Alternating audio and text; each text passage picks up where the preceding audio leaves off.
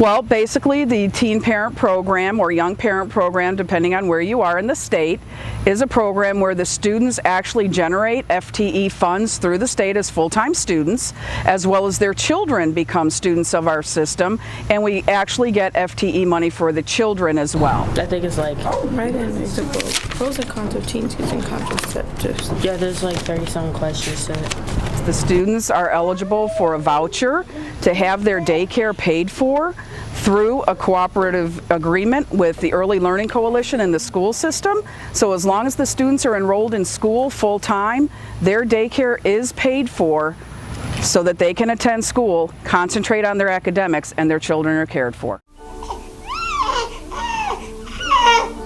I know.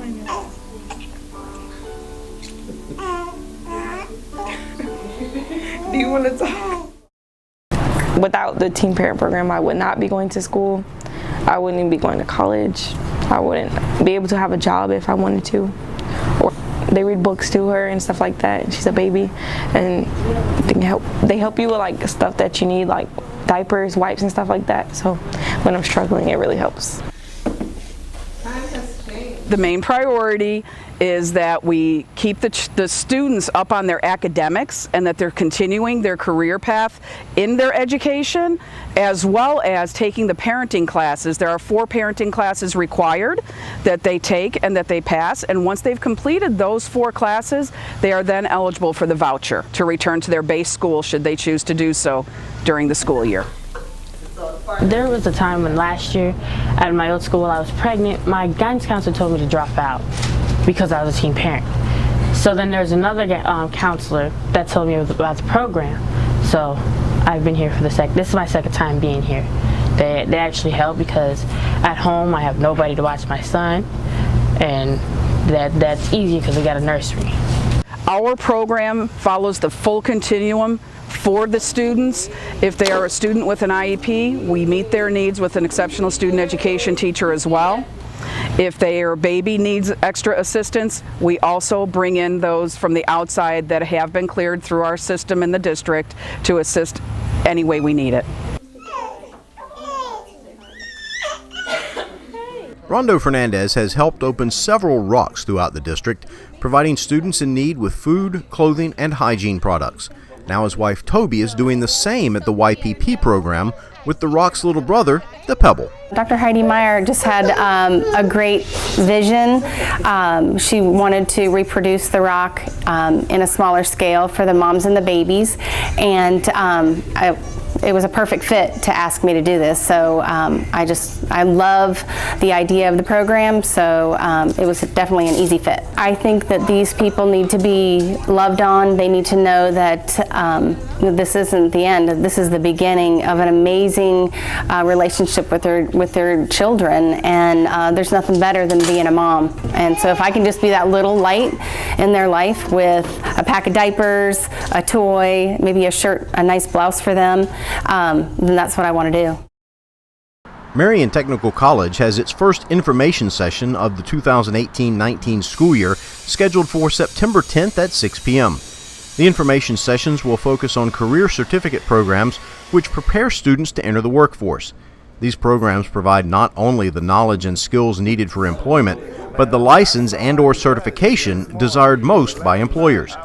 All of Marian Technical College's 27 programs will be represented during this event, including the new commercial truck driving program scheduled to begin in October.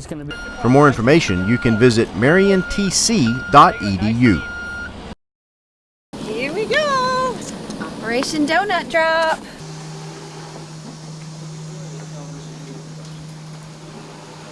Oh, wonderful! Where would you like us to put these? We're going to put them on a cart and we're going to go around and deliver. You're the best. What an awesome treat for the middle of the morning.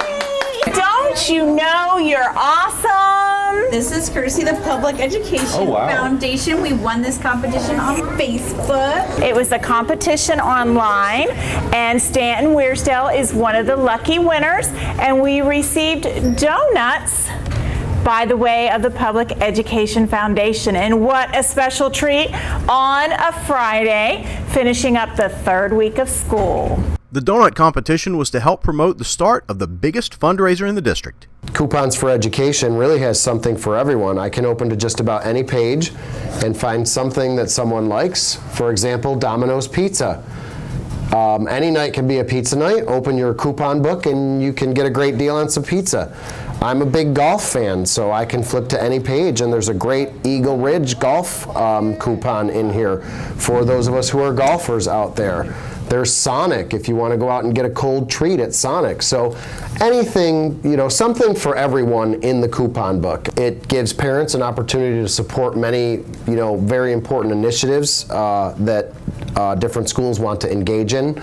For example, our school will be using the funds that we make from Coupons for Education to fund our STEM lab activities. Our school does a lot of STEM activities on half days where the students are able to get outside and interact with different things scientifically, and we do things inside of our STEM lab as well that allow students to have that exposure to that science, technology, engineering, and mathematics, those emerging fields where we really need students to be proficient.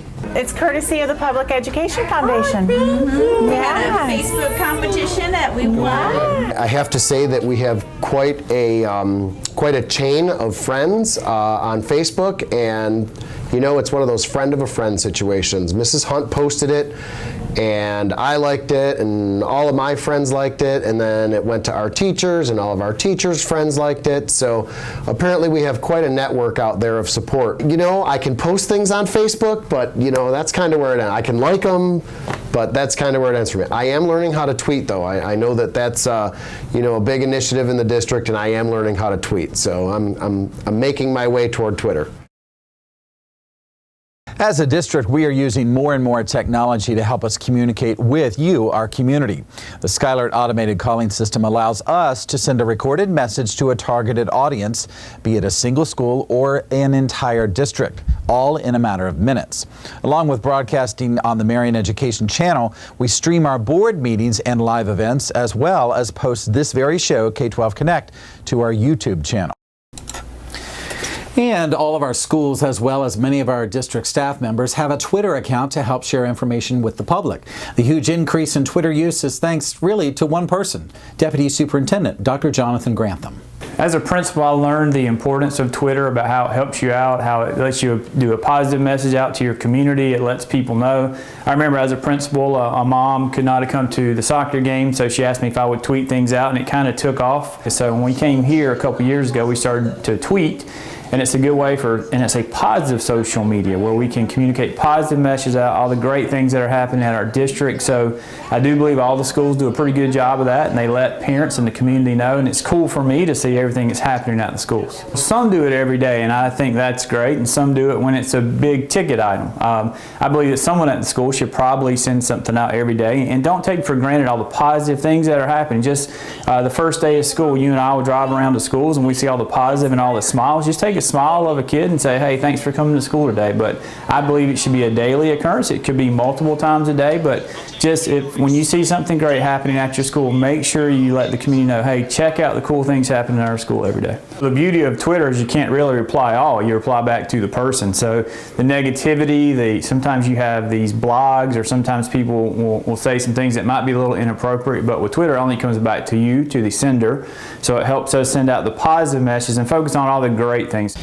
Now, in addition to the newest forms of electronic media like this device, Superintendent Dr. Heidi Mayer also uses the oldest, making a monthly appearance on local radio stations WSKY and WOCA. Now, our teachers do a great job of communicating, and this is just another tool to help families. So when you go to our webpage, marianschools.net, on August 1st, at the toolbar at the top, you're going to see a book. So we're going to say, look for the book. It benefits in that we're able to get the message out and to share, because there are so many things, great things, that don't make a headline in the paper or that a particular teacher is doing, and it's just another avenue to to share great news. The information that they give is available through all of the media, newspaper and anything, but radio gives them an opportunity to be heard by the listeners in a way that no other medium can, because we can go long form. We can talk for a half hour, we can be silly, we can talk about things not associated with what they do for a living, and I feel that people like to hear the real people. They don't want to just know about their job. When was the last time you blew the seeds off of a dandelion? Oh, yesterday. No kidding.